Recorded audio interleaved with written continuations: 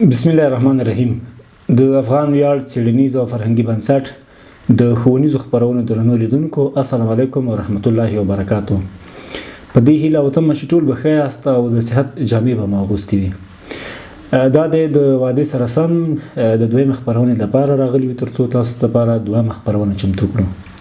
موږ په تېره خپرونه کې د حقوقو په اړه عمومي لږ معلومات تاسو ته وړاندې کړي وو. دا ځل راځو د حقوقو په اړه کوم تعریفات چې وړاندې شوي دي په دغه تعریفاتو به تم شو.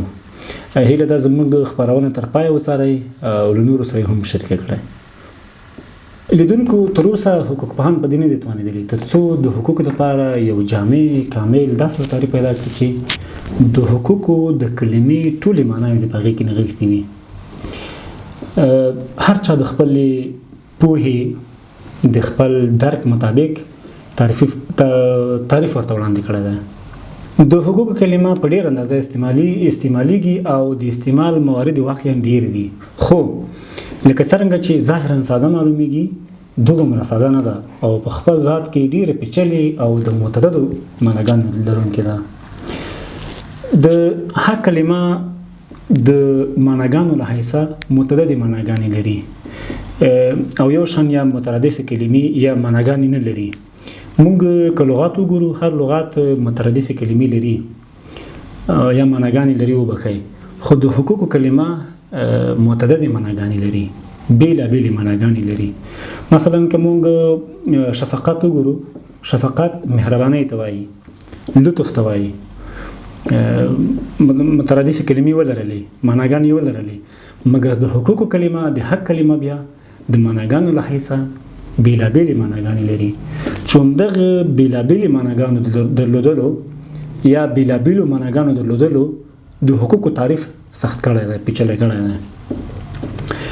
را به شو په لومړیو کې به د حقوقو تعریف په لغوي لحاظ وکړو.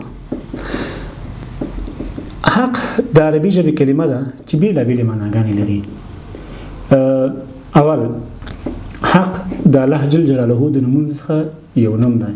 مثلا موږ وایو حق تعالی دی احمد وبخي، دلته حق تعالی د خدای جل جلاله نوم شو. دوهم حق د باطل ضد او د صحیح په معنا هم کارول شوی دی. مثلا اسلام یو حق دین دی، دلته ولیدل شول چې اسلام یو صحیح دین دی، یعنی د باطل ضد شو، باطل نه دی. دریم حق د حقیقت او واقعیت په معنا هم استعمال شوی دی. مثلا پس له مرګ ژوندون حق دی. موږ په دې عقیده یو چې کله انسان پیدا کیږي نو مري به هم. دا یو واقعیت او حقیقت دی چې باید انسان یې ومني. څلورم حق د رښتیا په معنا هم ویل شوی دی.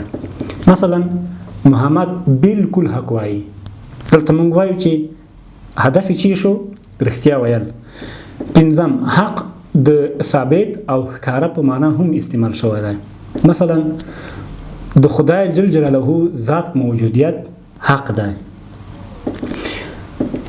شپږم حق د ملکیت په معنا هم راځي. مثلا دا کتاب زما دی. اووم حق د برخې او حصې په معنا هم راځي. مثلا محمود په دې کور کې حق لري، یعنی یوه برخه لري. معنی د برخې یا حصې درلودل شو چې په چا پورې منصوب شو؟ په محمود پورې منصوب شو. حق د قدرت او صلاحیت په معنا هم راځي. مثلا والدین پر اولادونو حق لري. نهم حق د وړتیا په معنا هم راځي. مثلا یونس حق لري چې اولمره شي ځکه لیاقت لري. نو دلته موږ وښوده چې دلته حق د وړتیا معنا هم ولرله. لسم حق د بدل او عوض په معنا هم کارول شوی دی. مثلا ښوونکی د تدریس په مقابل کې د حق الزخمي مستحق دی. یولسم حق د مزد او معاش په معنا هم کارول شوی دی. مثلا کارګر د ورځې په آخر کې خپل حق اخلي. دولسم حق د عدل او انصاف په معنا هم راځي. مثلا قاضي په حق فیصله وکړه. 14 حق د برکات او خاطر په معنا هم کارول شوی. مثلا خدای پاک دی د قرآن کریم په حق زموږ دعا قبول کړي. دلته حق د برکات او خاطر معنا ولرله. 14 حق د راجی او باره په معنا هم راځي. مثلا ما د جاوید په حق کې دعا وکړه، یعنی د جاوید لپاره می دعا وکړه. دلته باره شو یا راجی شو یو چاته رجات وشو پکې. 15 حق د قدرت، منزلت او احسان په معنا هم راځي. مثلا احمد ډیر حق پیژندونکی سړی دی. دا د حقوقو لپاره په لغوي لحاظ د تعریفات تقریبا 15 برخې ما راخیستې دي چې دا معناګانې لرلې. په اصطلاحي تعریف به هم لږ تم شو، بیا به انشاءالله خپرونه راونغاړو. موږ مخکې وړاندې یادونه وکړه چې د حق کلمه چې دا د معناګانو له لحاظه متعدد معناګانې لري او همدغه متعدد معناګانو د حقوقو لپاره تعریف سخت کړی یا پیچلی کړی دی. خو بیا هم حقوق پوهانو ځینې تعریفات د حقوقو لپاره وړاندې کړي دي چې موږ به راشو او په اصطلاحي لحاظ یا په اصطلاحي بڼه به د دغو تعریفاتو یادونه وکړو. اول، حقوق د هغه قواعدو او مقرراتو ټولګه ده چې په انسانانو له دې عمله پلي کېږي چې په ټولنه کې ژوند کوي. حقوق د هغه قواعدو ټولګه ده چې په انسانانو له دې عمله پلي کېږي چې په ټولنه کې ژوند کوي.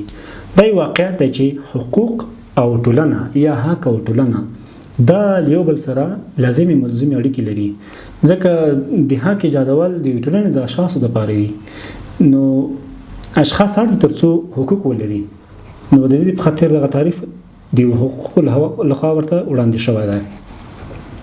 دوهم، حقوق د هغه قواعدو او مقرراتو ټولګه ده چې د وګړو ترمنځ د اړیکو د تنظیم او په ټولنه کې د نظم د ټینګښت په منظور وضع کېږي او بشپړ اجرایوي ضمانت لري. د حقوقو د ایجاد یا د حقوقو د رامنځته کېدا لوی لامل دا دی چې د انسان اړیکه له ټولنې سره واضح وي، په ټولنه کې عام نظم برقرار اوسیږي، اصول مقررات ومنل شي، د هغې په رڼا کې ژوند وشي. نو خود به خود که څوک په یو ټولنه کې ژوند وکړي، هغه د نور حقوق تلف نه کړي، ویې پېژني، نو دا د یوې په ځان بسیا او ښې ټولنې کردار یا عمل دی. دریم، حقوق هغه علم دی چې په ټولنه کې د انسانانو په اړیکو له حاکمو مقرراتو او قواعدو څخه بحث کېږي. څلورم، لیون دوګي چې دا یو فرانسوي عالم دی، هغه وایي حقوق د قواعدو او مقرراتو هغه ټولګه ده چې په ټولنه کې د خلکو تګلاره ټاکي او د حکومت په واسطه هغه د اجرا تضمین کېږي یا تضمینېږي. دوی په دې باور دی چې په ټولنه کې د خلکو د تګلارې ټاکل او د حکومت په واسطه د هغې د اجرا تضمین دا د حقوقو لپاره یو ښه تعریف دی. موږ په دغه تعریف کې لږ تم شو، نو واقعیت هم دغه دی چې د حکومتونو له طرفه که چیرته د اصولو په چوکاټ کې حقوق وضع کېږي، دوی وایي د حقوقو تعریف کې په دې برخه کې که چیرته په ټولنه کې د خلکو تګلارې ټاکل کېږي یا د خلکو تګلارې وټاکل شي او د حکومت په واسطه هغه تضمین شي، د اجرا تضمین وشي یا تنظیم شي، نو لرې نه ده چې ټولنه به یو هوسا او ارامه ژوند ولري، ځکه د حکومتونو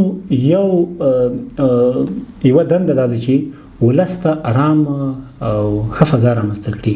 هېڅکله دولتونه نه غواړي چې خپل ولس ته نارامه وي یا د خپل ولس په سخت او بد حالت کې ژوند وکړي، ځکه حکومتونه د ټولنو د ژوند د رفاه په خاطر رامنځته کېږي، د نظم د ټینګښت په خاطر رامنځته کېږي، د ډسپلین د ټینګښت لپاره رامنځته کېږي.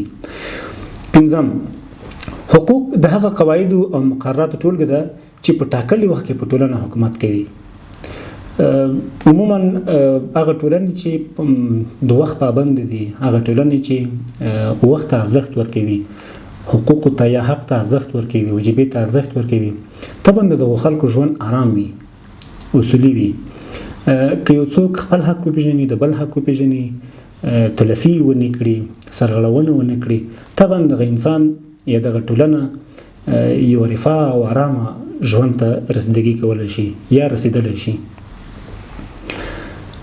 شپږم، هغه قواعد او مقررات دي چې د انسانانو د ژوند له اړخونو څخه یو اړخ تنظیموي.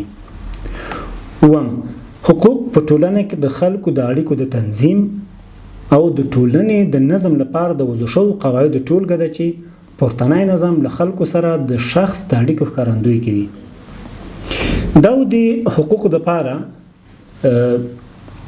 اصطلاحي تعریفات چې موږ پرې تم شو، دا د ته ورته ډېر تعریفات نور هم شوي دي، خو موږ ونه غوښتل چې ډېر په تعریفاتو تم شو، ځکه زموږ راتلونکې برخې به ډېرې مهمې او اړینې وي او په غواړو چې هغې ته یوه ښه لاره پیدا کړو. راتلونکي درسونو کې به موږ د حقوقو ویش د قلمرو پر بنسټ په هغې باندې تم کیږو. خو درنو لیدونکو دا مه هېروئ چې موږ به د دغې خپرونې خام مواد له تاسو سره د همدغې ویډیو په ډسکرپشن او نورو ټولنیزو رسنیو کې له تاسو سره شریک کړو. هیره دې نه وي چې زموږ راتلونکې خپرونه به د قلمرو پر بنسټ د حقوقو په ویشنه باندې وي. د خدای په امان.